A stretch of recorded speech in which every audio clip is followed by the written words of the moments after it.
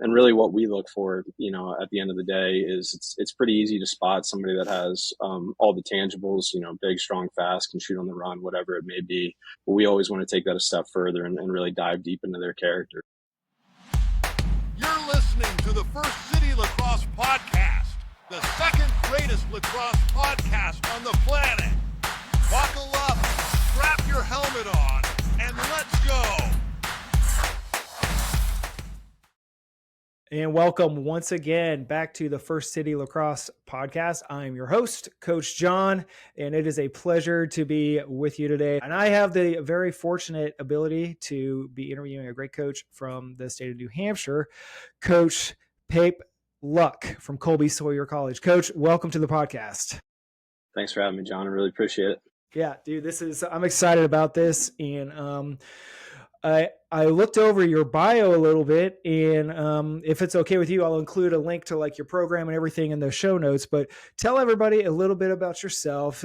Let's talk about your lacrosse background before we get into the good stuff. Yeah, absolutely. Well, it's certainly a laundry list in so many ways. I've had a journeyman career, but I think kind of like anything else, it's certainly prepared me for the place that I find myself now, being the head coach of a startup program. To give you the Cliff Notes version of it, originally I'm from Fairhill, Maryland. And I know, for anybody that's nuanced with the game of lacrosse, Maryland's definitely a hotbed. I actually came to the game super late. The county that I'm from, Cecil County, added it as a varsity program in my 8th grade year, which would have been 2006, 2007. And then when I came to high school as a first year, I was in its infancy in its second year, and actually came in as a football player. I'm the son of a football coach.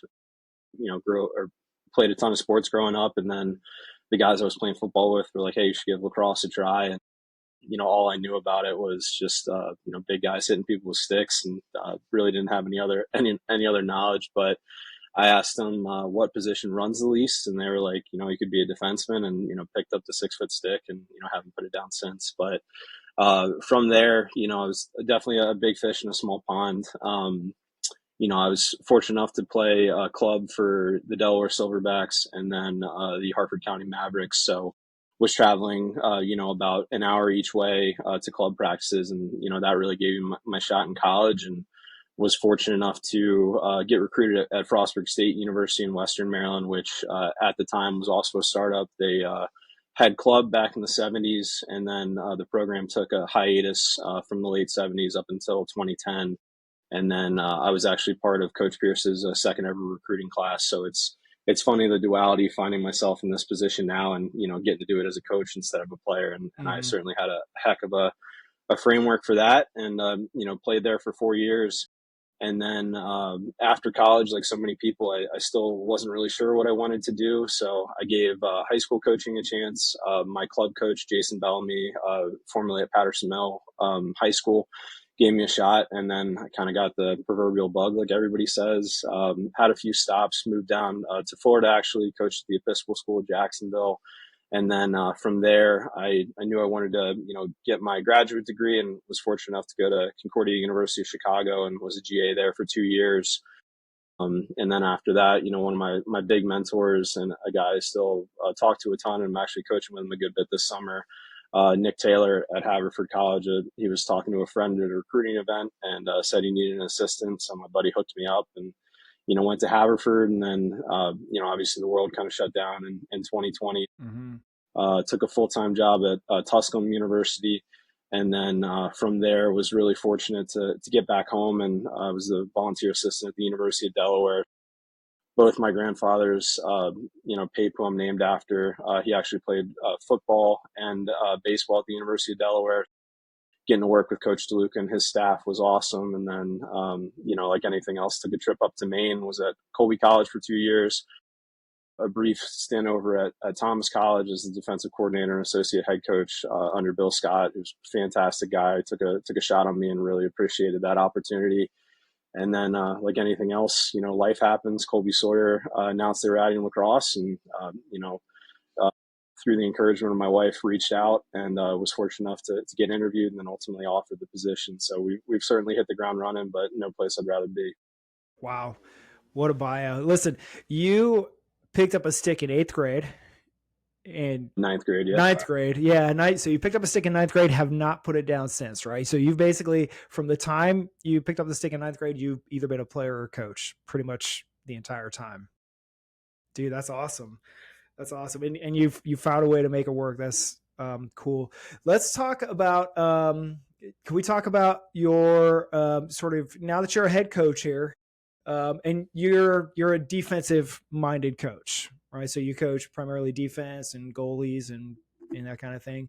How are you working to sort of develop your team? You don't have to give away any secrets, of course, but as a coach, there's two main areas I think you guys probably look at.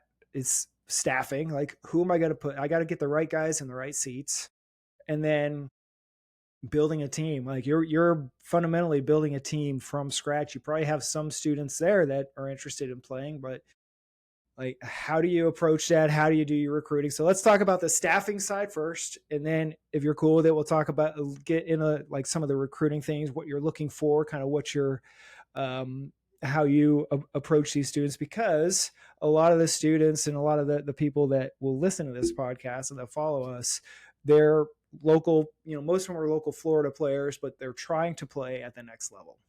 Mm-hmm. So what do you got?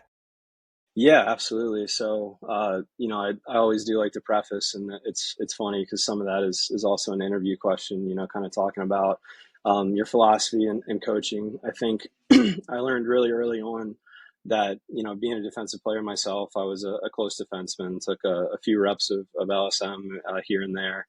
But with that being said, as a lacrosse coach, I think there's a lot of parallels to basketball where, guys can certainly be more offensive or defensive minded, but with the transition aspect and then certainly coaching it, you watch enough settled offense and certainly in transition that you pick up a few things. And then actually when I was at the University of Delaware, I was really fortunate to work under Matt Rakowski, who I think is one of the most underrated coaches in the game. And, he's been not only a great mentor, but a great friend, and getting to work with that offense with, JP Ward, Mike Robinson, Ty Kurtz, obviously Owen Grant, who was a defenseman playing for the Cannons right now, but and a myriad of other guys that, made our job on offense really, really easy.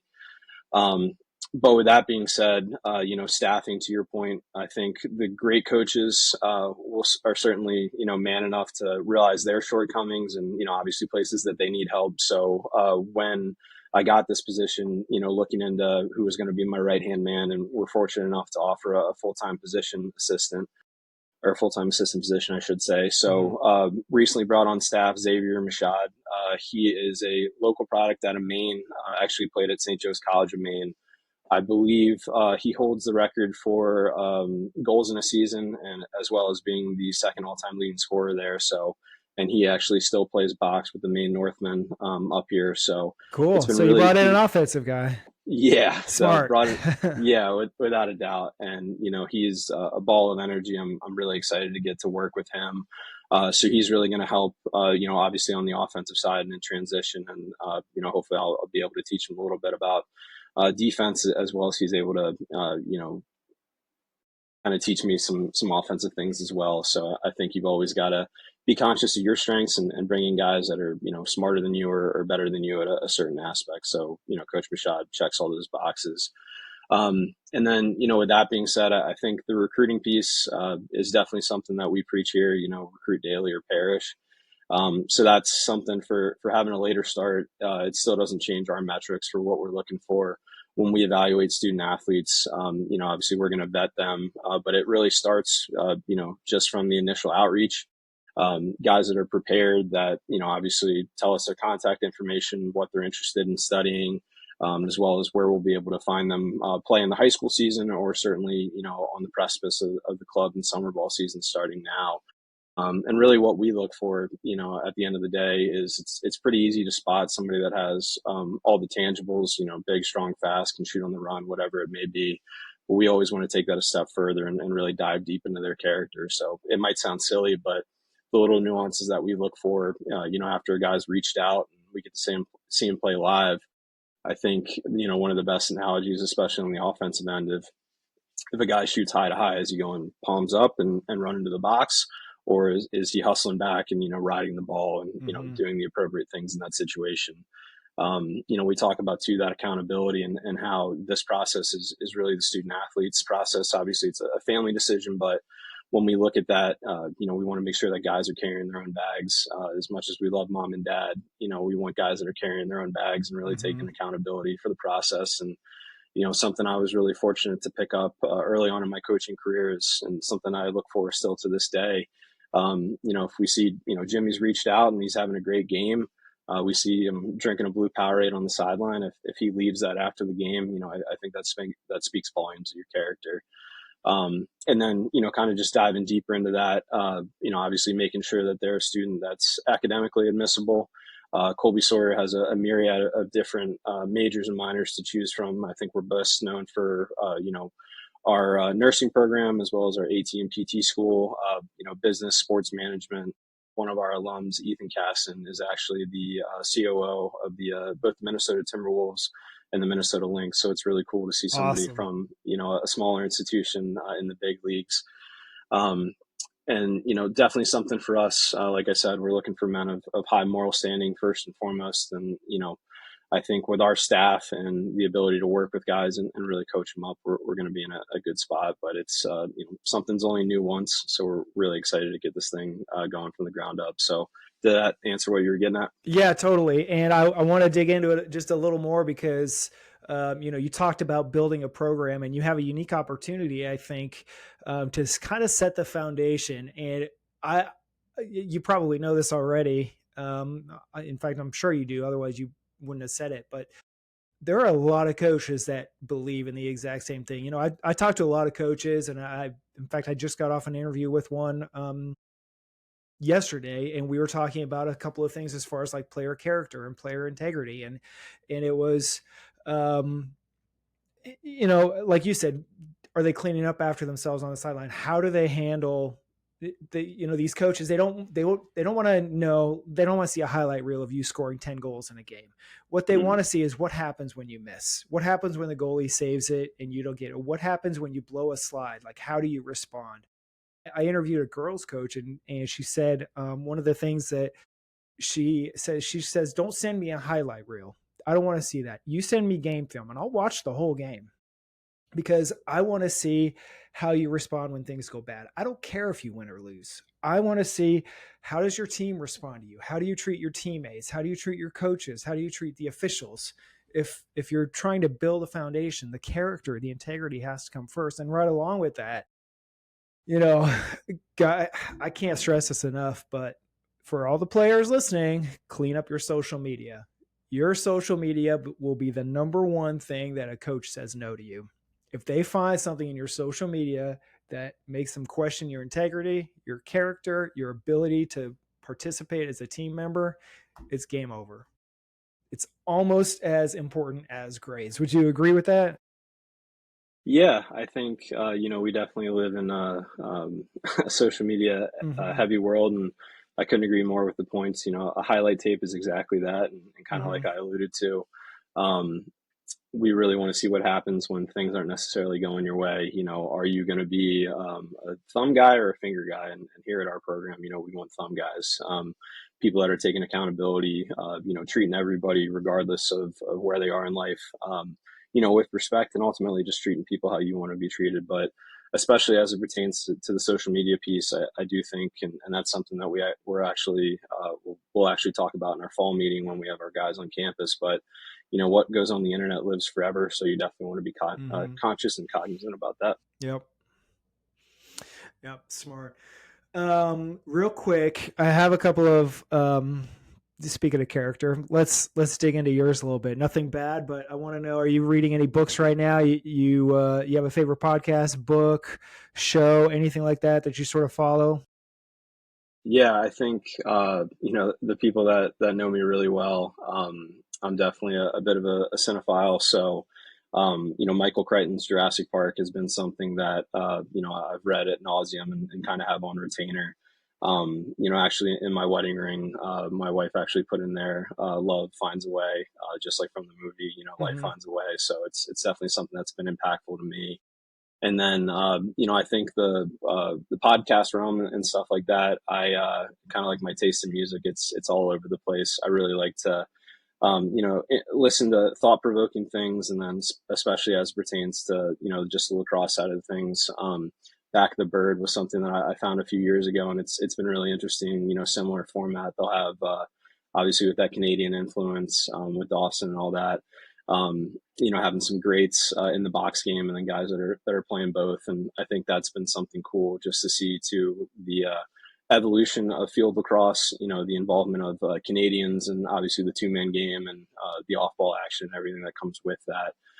So kind of been all over the place, really changes day to day, trying to keep up with current events, but also, be where my feet are in so many ways. Mm-hmm. That's awesome. You got a favorite player, a favorite coach, somebody you try to mirror? There's a myriad of different guys. I'll certainly sound like a homer, but Coach Lukk at the University of Delaware, he's been nothing shy of amazing to me. Certainly took a chance on somebody with that journeyman kind of career or path that I spoke of, but Coach Lukk and his program has definitely been something that I've tried to emulate. And, obviously my family ties, I grew up about 10 minutes away from the University of Delaware, went to, Delaware lacrosse camp, home football games, lacrosse games and stuff like that. So to be part of that staff was awesome. And, I certainly learned a lot from not only Coach DeLuca, Coach Rakowski, Coach Wilkes, as well as Sammy Shabak, who's the director of operations. So Coach Lukk is definitely a guy that I look up to and, still keep up with. And then certainly favorite player growing up, I think every defenseman will kind of give you the same answer, but, Brody Merrill, big left-handed defenseman. I wore number 17 in high school because of him. And certainly didn't have his ability, but, certainly tried my best, and was a guy who's, still really heavily involved in the game, and absolutely loved what he did. And, it goes without saying, he's, I believe, the PLL Defenseman of the Year, or Long Stick Committee of the Year receives the Brody Merrill Awards. Mm-hmm. His impact on the game, is something that can't be understated. And I do like to bring up too, especially the Canadians that I've coached and stuff like that. There is a clip of him scoring right-handed out there, so it's okay to play wrong-handed and kind of push the envelope, and be a complete lacrosse player. So it's been awesome, and I do think too with the social media piece, kind of some unsolicited advice, but certainly for the young guys listening to this, I think everything that the PLL is doing, as well as the NCAA, and just highlight videos that are out there. It's an awesome opportunity to see something. And then I remember those days of, watching college lacrosse, and especially the Final Four, and, during halftime going out in the backyard and trying, what we just saw, some of the greats do. So awesome opportunity to learn and really pick a guy that you like. And it can be multiple players, you model your game after them in different aspects. I love that. And I'm a believer in that too. There's no reason to reinvent the wheel. If you find somebody who's doing it right, rip off and duplicate. Just rip it off and duplicate it. And one thing I found, especially in lacrosse, is that a lot of these coaches out here, they'll share their system with you. I had the opportunity this last year to go to like the Duke lacrosse coaches clinic. That was just a great opportunity to learn from one of the legends in the game and get his whole staff up there. And when you ask John Janowski what he says about, like, aren't you concerned about people taking your system, taking your plan and using it against you? And he's like, no, not at all, because our guys have already mastered it. We're already so good at it. We've thought about all the other options that come along with it. So if I'm teaching it to you, you're learning it for the first time, but all my guys have already mastered it. So I think it's just a great way to look at it. And if you find something that works, like, one of the things I tell my players, I'm like, listen, where do you think I get these drills from? Like, if I call a drill the Notre Dame drill, where do you think it comes from? If I call it the Buckeye drill, where does it come? If I call it the Nighthawk drill, you know what I mean? Like, if I call it the Duke play, what do you think? I'm not just assigning random names. Like, I'm taking these from programs that are established, that work. They work really well. So, I mean, it's just, it's such a great opportunity in this, especially you right now. You have the opportunity to, like, you can you can do your own thing, but you also have just years of experience. If you got a new offensive coordinator, assistant coach coming in who's got years of experience, and you can really build the foundation of your team. You can rip off and duplicate a lot, and you have the opportunity to add your own flavor to it. No, without a doubt, and I do think, to your point, certainly being in the position that I'm in now, just continuing to grow the game, I think is something that everybody preaches, and it is cool when you're able to share little tidbits and obviously still keep some things close to the vest. Yep. But I think ultimately with that too, lacrosse at its core is a really simple game that as coaches we really like to complicate, and I do think that kind of comes back to what you're practicing, and it's not necessarily what you teach, it's what you emphasize. So I think free play has been something in my past stops, and certainly moving forward, that's going to be absolutely paramount to our success. And in that same breath too, I think a lot of times too, you see something that can be as simplistic as a 1-4-1, that some of these prominent teams run. And as a coach, you're kind of trying to figure it out and being like, why can't we replicate that? And at some point, it certainly does come down to Jimmy's and Joe's as well.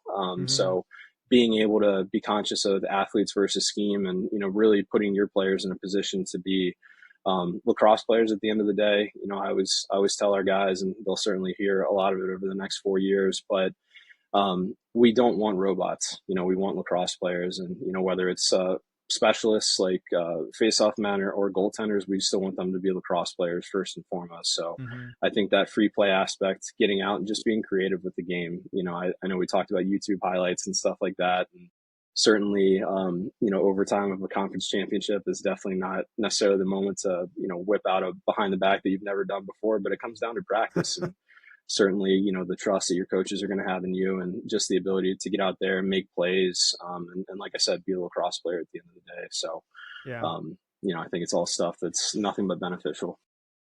Well, let's talk about your program and your school a little bit. What kind of things are you doing this summer and into the fall to prepare? Because, as a new team, you're building a roster from scratch, you're building a schedule from scratch, you're building a staff from scratch, and you're basically building a strategy from scratch. So what kind of things are you focused on over the summer? Yeah, absolutely. So I think, for us, and one of the big things that I've been really cognizant of throughout my coaching career is, any perceived kind of faults or weaknesses, just getting out in front of that and, turning it into a strength. For us, as challenging as it is, building a program off the ground, I couldn't be more excited. And that's something that we're looking for in our prospective student athletes. Like, there's obviously the opportunity to go to established programs, places that not only have a rich tradition on the field, whether that's in the form of championships or, just sustained success over the years, but also the culture that exists, within that college or university and within that program.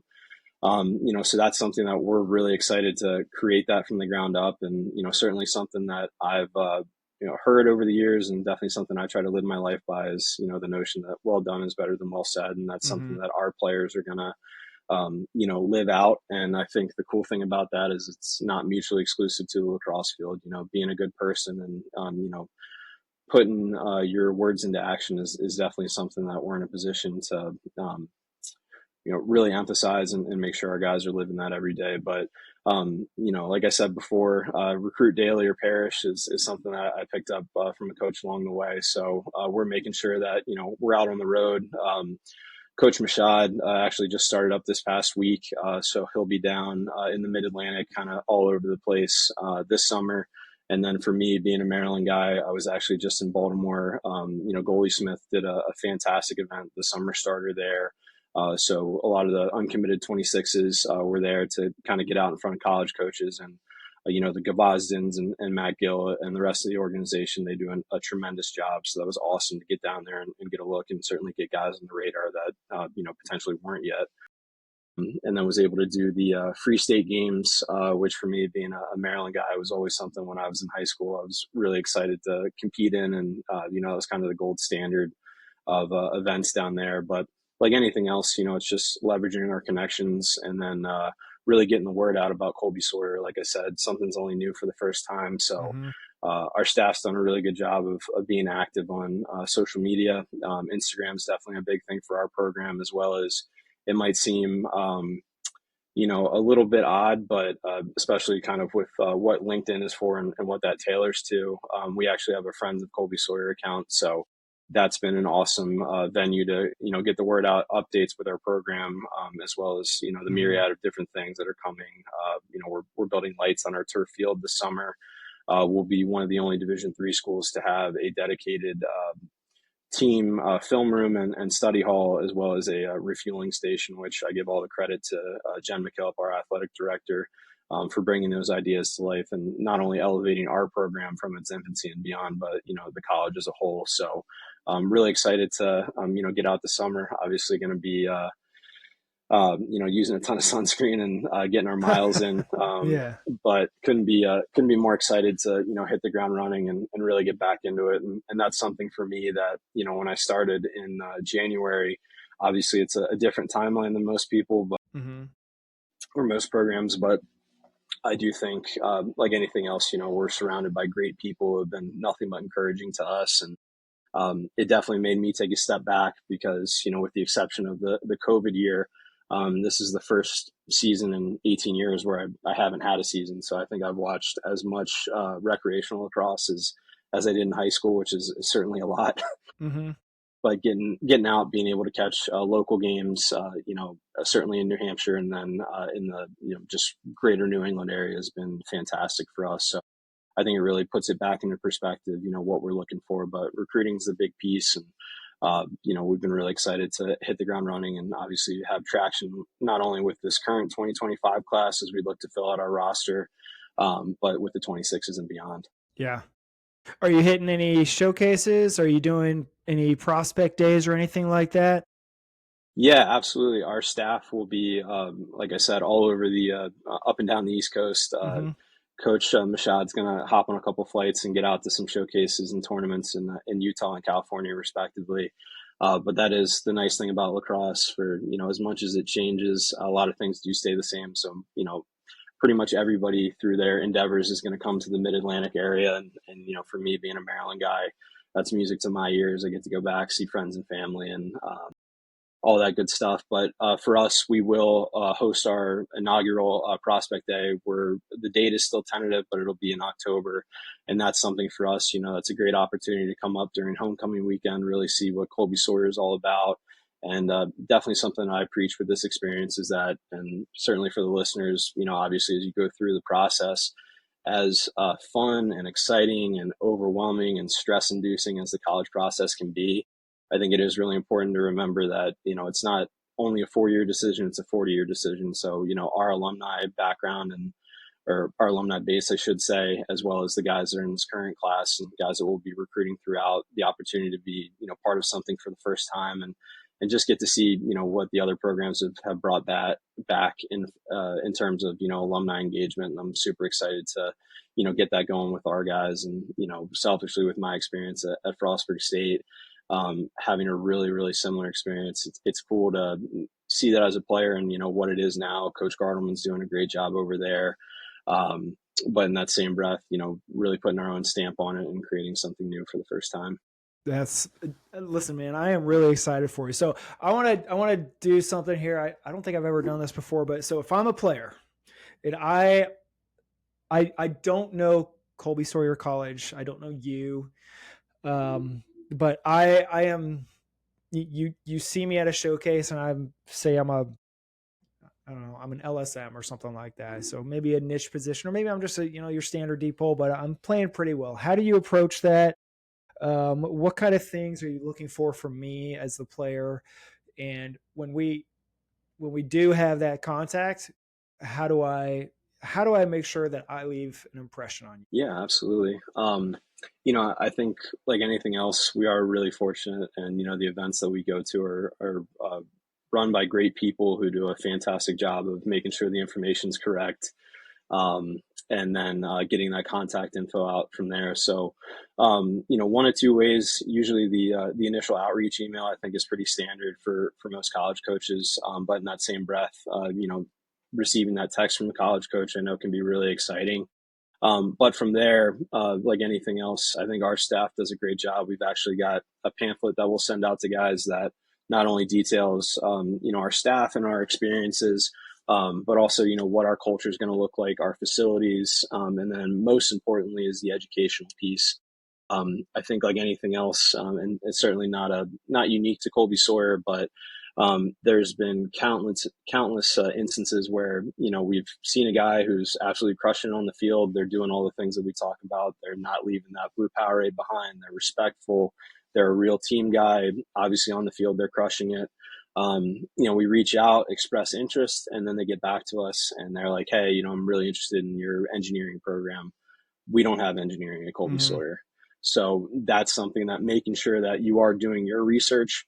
And then like anything else, I do think in the same breath, especially with the landscape that we find ourselves in today, ultimately the decision to go to college is predicated on the education first and foremost. And lacrosse, like I tell our guys, is the cherry on top of this experience.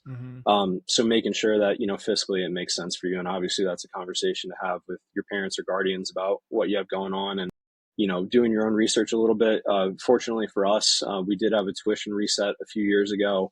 And one of the other things that we offer to mitigate the cost of attendance is our merit-based scholarships. So to your point, making sure that you're, taking care of it in the classroom, all things to be cognizant of. But within that, I think like anything else, one of the questions that's really common for us is kind of a day in the life. And it's been not necessarily speculative, but having to rely on the other great coaches that we have here at Colby-Sawyer to talk about their student athletes experience. And, quick shout out to Ryan Purington, our, head cross country and track and field coach.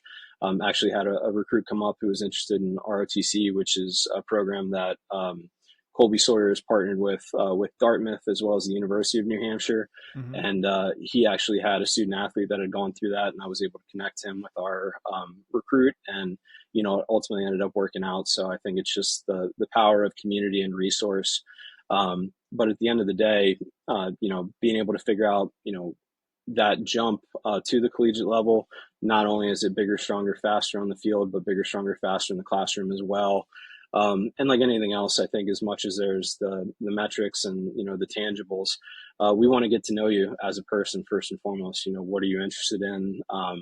Obviously, for us being in the great state of New Hampshire, we're really fortunate to offer, a fantastic education, great campus life, competitive Division III athletics in the GNAC. But one of the things that kind of goes by the wayside is just that, holistic aspect of being a student athlete, where you're going to get a great education, you're going to play at a high level, you'll have a social life. And within that, Colby-Sawyer does offer a complimentary ski pass to Mount Sunapee, which is about 15 minutes away. So there you go. Definitely sweetens the pot a little bit. But like anything else, I and my staff, we never intend to come off as used car salesmen.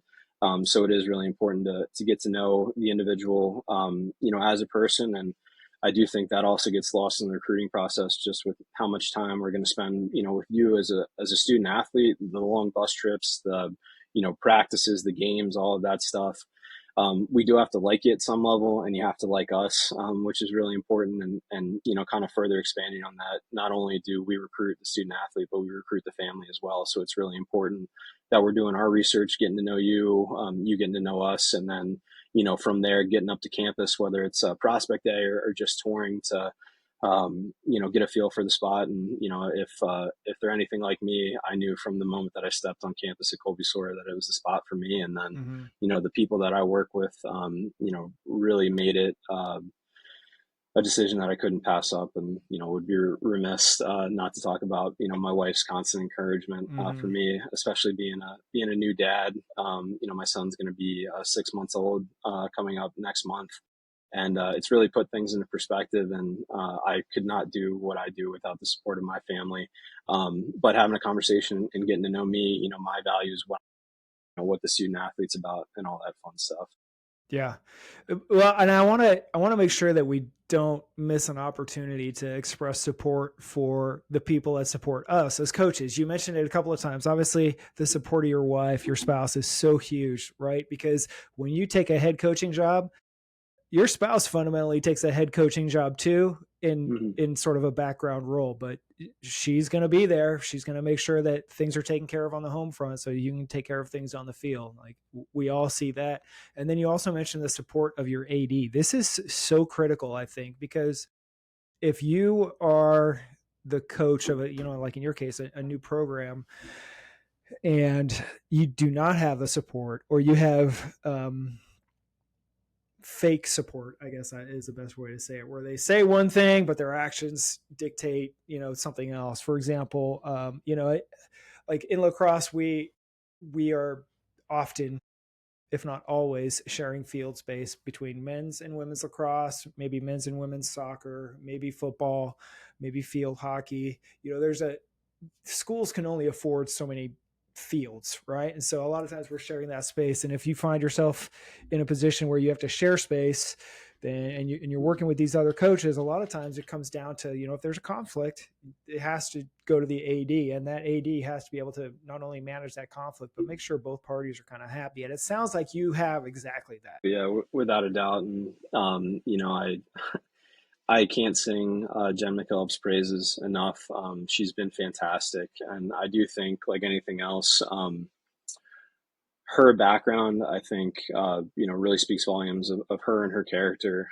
It has been awesome to work for someone that hasn't solely been in administration her entire career. She was a Division I basketball player. She's a Mid-Atlantic person as well, so we have a lot in common with that. But to your point, it's going to be really difficult to work for anybody else but her, and I hope that that's not for a very long time. But with that being said, I think she really gets it, and kind of like all the other projects that I listed, she's been really instrumental working, with our athletic department, the college, as well as the town of New London to make sure that our turf field is able to get lights, and that was certainly an interesting and uphill battle at times, but That's a big project. Yeah, that's an expensive project, without a doubt, and all of the considerations and constraints that went into that. But she did a great job of being amicable, and I do think life is all about compromise. But at the end of the day, she was able to get it done. So to your point with field space, having that the ability to kind of stretch that time out and get out there a little bit earlier in the morning or later at night. As well as the project of completing our team and film room, which is something that's going to be certainly not unique to Colby-Sawyer, but in the same breath, it really puts us on the short list for Division III programs that are able to offer that. As well as the charger refueling station, which I think may seem like a simple thing, but again, you talk about the life balance and what you're going through on the day-to-day as a student athlete. The ability to swing by and grab a protein shake or a yogurt or a snack, whatever it may be, that might be the thing that gets you over the hump and gets you from that 11 o'clock class to that 1 o'clock lift or whatever it may be. And certainly within that, I think to your point, not only working for someone that cares deeply about the college and the program, but also fully supports it. We have a varsity only weight room. Coach Lambert, who is our strength and conditioning coach, was recently promoted to full-time strength and conditioning coach. So that's awesome for us and a resource that's going to be invaluable to, the men of Colby-Sawyer lacrosse, as well as the athletic department as a whole. So that's awesome. Yeah, it's a great spot. And like I said, I've certainly, been around the horn with the places that I've been. And to your point, there's places that have lacrosse or have sports, and there's places that support it. And Colby-Sawyer, without a doubt, supports all of our athletics. So I couldn't be more fortunate to be here and obviously provide a first-class experience to our student athletes, both on and off the field. Dude, I'm telling you, it sounds amazing. You guys are definitely checking all the boxes on the way to a great season. What if a player was to join your program? What should they be doing right now? It's summer. It's the summer before maybe their freshman year or maybe their first year playing college lacrosse. Maybe they're coming in as a transfer. What kind of things do they need to be doing? Yeah, absolutely. I think it's a bit of a duality, but obviously keeping the stick in your hand is certainly a big one. But in that same breath, finding the time to get out and just enjoy life. Lacrosse at the end of the day, is certainly a privilege to play, regardless, but definitely at the collegiate level. So finding that balance, being able to get out, enjoy your summer, whether that's working, internships, whatever it may be. I think one of the coolest things and one of the things that's definitely brought me back to, just collegiate athletics, but certainly the Division III level, is just the fact that, you're doing it for the love of the game. And that's something that, there certainly are some NIL dollars floating around, definitely not as prominent as the Division I levels. But at the end of the day, you're doing stuff because you love it. You love this game, and, you want to continue to play that through the 4 years. But just singing Coach Lambert's praises, she did a great job of putting together our lacrosse specific strength conditioning packet, really focused on, holistic development as an athlete. And then both myself and Coach Mashad, we've got, separate workouts for the guys, offense, defense specific. But like anything else, with our program, we joke that, when it comes to transition, we don't teach abstinence. So making sure that, a defenseman, a face-off guy, goaltender, whatever it may be, we're recruiting guys that we're comfortable that if they've got their hands free from 10 to 12 yards, that they're, letting that thing rip and certainly challenging the goaltender. And I think that goes back to free play and just at the end of the day, being a lacrosse player. But making sure, and across the board, certainly for our guys, that fall is not the time to get in shape. You want to come in shape and give yourself a competitive advantage. And then, fall is obviously going to be an evaluation period. The winter when we're, not allowed to work with the guys, but, keeping up with them on a personal level. And then certainly when we hit the ground running in late January, but making sure that you're coming in shape, playing as much as you can. And then I think something you'll hear a lot of coaches talk about, but one of our big asks at our program is that you be an athlete every single day. So, sometimes it looks like getting shots up, running a decent paced mile, running some sprints, whatever it may be. But I also think pickup basketball and just basketball in general is, crucial. I think it really mirrors the game of lacrosse. Obviously, you can't really attack from behind the net and stuff like that, but defense, offense, transition, all of that good stuff is definitely something that we encourage our guys to do and just be athletes. That's such good advice. And I could not agree with you more. When you are bringing players on, we're not bringing on a defenseman. We're not bringing on an LSM. We're not bringing on an attackman. We're bringing on lacrosse players. We need you to play both sides of the ball, both hands. You never know where you're going to end up on that field or where you're going to be a good fit or where the ball is going to end up, but you have to be able to perform no matter where you're at. No, without a doubt. So I am the parent of 3 boys who went on to play well, 2 went on to play college lacrosse and 1 went to college for lacrosse and ended up not being able to play due to distractions. We'll just call it that. But at the end of the day, could not keep his grades up in order to play. So the grades is a huge aspect of it. But as a parent, I took a very hands-off approach. What I did was I made sure that my boys had the opportunity to go to the schools if they were interested and they could contact those coaches and that they were responding. But what would you tell me as a parent of a college lacrosse player? So we talked about what the players should be doing to prepare, like get in the gym, hit the weights, make sure you're in shape by the time you get there. Don't wait for college to show up to the gym for your first time. What do you tell me as a parent? Yeah, I think it is certainly one of those things where, like I alluded to before, we recruit the whole family. And that's something that, we want to make sure that we're establishing an amicable relationship right off the bat. I definitely want parents to know that, for me as the head coach, I'm certainly going to be there to support, but I do think it is really important to kind of lay down the groundwork and the fundamentals where if you have questions about, and everybody will know, you give Jimmy a call that first week and it's a little bit shaky in his voice and could be homesick, could be a myriad of different things. As a coach, we wear a ton of different hats, mental health professional, academic advisor, coach, shoulder to cry on, a little bit of holding, or a lot of bit of holding people accountable. But at the end of the day, we're always going to be resources to reach out to and, talk to about, your son's mental health and just any kind of concerns with that. But I do think it is really important to also set the precedent that we're never going to be in a position to discuss playing time with you. as a parent, I think it is really important that, a lot like the recruiting process itself, the players are taking the onus, and, obviously it is a family decision.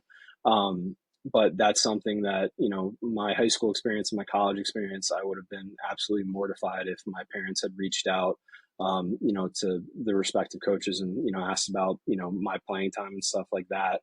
So just really setting that groundwork. I always like to joke that I've never come down to Maryland Lynch and told you how to do your job. So being conscious of that, out on the field, but certainly the mental health aspect. And then as it pertains to, the recruiting process, I loved what you said about being hands off, but obviously being there to ask questions. And, if something seems too good to be true, really finding out the details, because so many of these discussions can get lost in conversation where, coach talked about the financial aid package, but, we didn't realize what the tiers were to the merit-based scholarship or whatever it may be, or the cost of attendance for in-state versus out-of-state students. You want to major in this, and they've got something, kind of similar to it, but really being able to flush that out, and, certainly appreciate the parental involvement.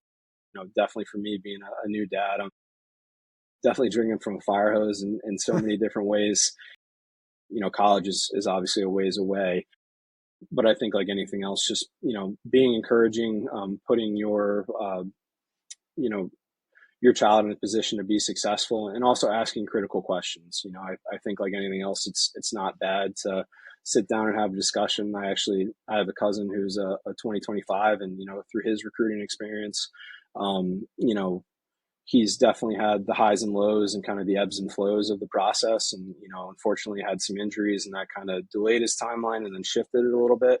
But at the end of the day, it's all going to work out like it should. But really making sure that, you're continuing to emphasize that lacrosse and just college sports in general is the cherry on top, and that you're going to a place to get a fantastic education first and foremost. And, something we always say, and I know I touched on the injury piece a little bit, definitely knock on wood, but I was the guy that, I chose Frostburg State for the education, and I got a fantastic education. I like to joke that being a psychology major, I use it every single day in every aspect of my life. But, my first year, I had a season-ending knee injury, and then was able to come back my sophomore year. My junior year, did the other knee. And then senior year, I stuck with it, and couldn't do that without the support of my teammates and coaches and friends. But at the end of the day, I certainly didn't have the playing career that I wanted to, but I chose the school for the education first and foremost. And hopefully no one, has an experience like that. But that's always something to, be conscious of and keep in the back of your mind. But really just like you said, allowing, the student athlete to, really, spread their wings and get out there and ask questions. But like anything else, being mindful and vigilant as a parent to make sure that they've got their priorities straight. And then, like you said, ultimately affording them the ability to, chase their dream, but be in a position to be successful when it's all said and done, especially from the education piece. Yeah, I think that's so critical. The money side of it is one thing, but a lot of these high school players don't understand that, the Division III level doesn't offer any athletic scholarship at all, but the school might. And there's a big difference between like a state school and a private school, because the private school, it might be more expensive on paper, but when you look at some of the offerings that they can provide and some of the scholarship opportunities and some of the grants that they may be able to give, it may, at the end of the day, it may be cheaper. It may be more affordable for families to go. So you really have to be able to balance that and understand what you're looking at. And I really like that you highlighted the, focus on the education piece first. One of the best pieces of advice I heard early on, and related to my players and my kids, was that find a school that you could go to and finish at if, God forbid, like, you have a season ending or potentially a career ending injury, you'll still finish school. You'll still get that degree, because that's the ultimate goal. Lacrosse is, like you said, the cherry on top.